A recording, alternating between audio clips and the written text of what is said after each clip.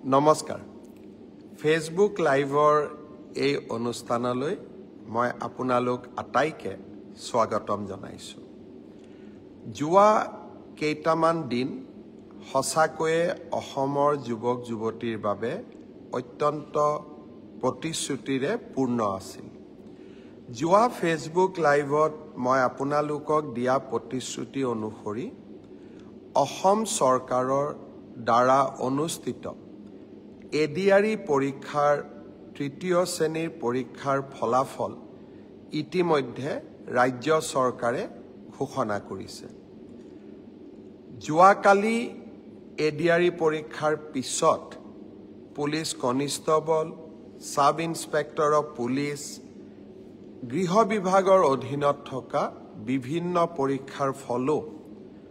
অসম চৰকাৰৰ গৃহ বিভাগে ঘোষণা কৰিছে আজি খন্তেক সময় আগতে স্বাস্থ্য বিভাগৰ বিভিন্ন শিতানত অনুষ্ঠিত পৰীক্ষাৰ ফলাফল সমূহ হয় ঘোষণা কৰা হৈছে নহলে যিকোনো মুহূৰ্ততে ঘোষণা কৰা হ'ব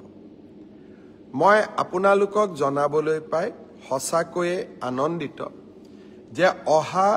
15 তাৰিখে চতুৰ্থ শ্ৰেণীৰ বাবে আমি অনুষ্ঠিত কৰা এডিআৰই পৰীক্ষাৰ ফলাফলো দিনৰ 10:30 বজাত আমাৰ চৰকাৰৰ ফালৰ পৰা ঘোষণা কৰা হ'ব আৰু এই প্ৰক্ৰিয়াকে আগুৱাই লৈ গৈ 15, 16, 17 এই যিকোনো এটা দিনত post graduate teacher graduate teacher তাৰো ফলাফল আমি ঘোষণা কৰিম আৰু শেষত আমি প্ৰাথমিক শিক্ষা বিভাগৰ বাবেও শিক্ষক শিক্ষয়িত্ৰীৰ পৰীক্ষাৰ ফলাফল আমি ঘোষণা কৰিম অৰ্থাৎ অক্টোবৰ মাহৰ ভিতৰত অসমৰ 35,000 নিবনুৱা যুৱক যুৱতীয়ে কৰ্ম সংস্থাপন পাবলৈ সক্ষম হ'ব যোৱা কালি পৰহিৰ পৰা দ্বাৰা মই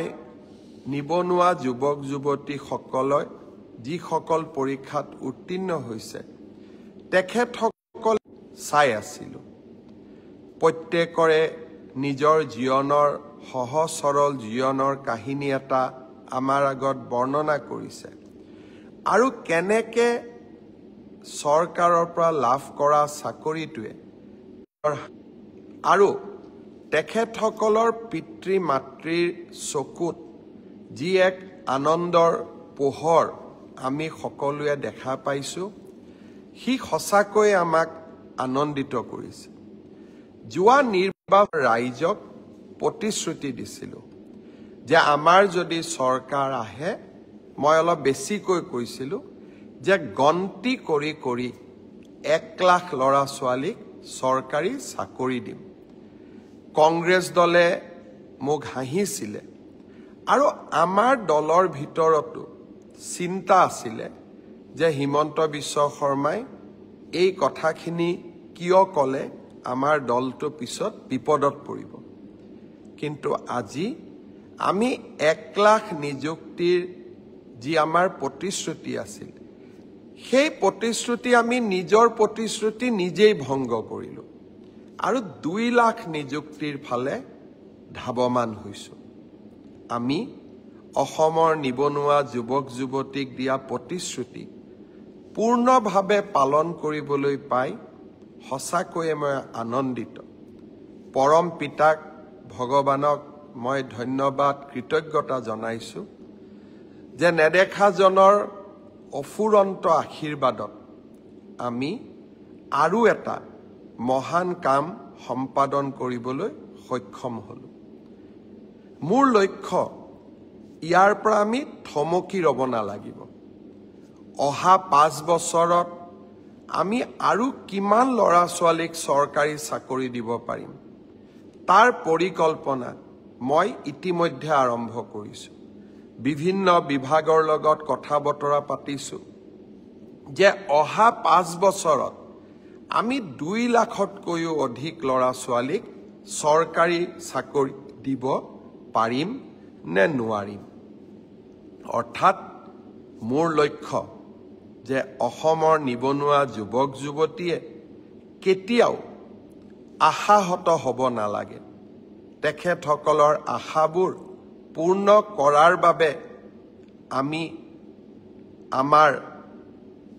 আকাংক্ষিত লক্ষ্য যি আমি সন্মুখত ৰাখিছিলোঁ সেই পথেৰে আমি কাম কৰি গৈ থাকিম। নৱেম্বৰ মাহৰ শেষৰ ফালে পুলিচৰ নিযুক্তিৰ বাবে আৰু কেইবা হাজাৰো পদ আমি মুকলি কৰি দিম। আজি যিসকলে পুলিচত চাকৰি মই অনুৰোধ কৰিম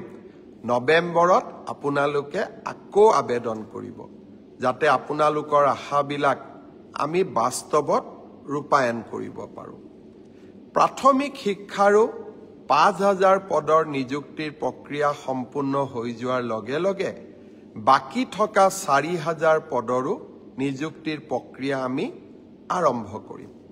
অৰ্থাৎ অসমৰ যুৱক যুৱতীৰ সপোনবিলাক পূৰণ কৰিবলৈ আমি আমাৰ প্ৰচেষ্টা অব্যাহত ৰাখিম। ইয়াৰ মাজতে আজি ৰাতিপুৱা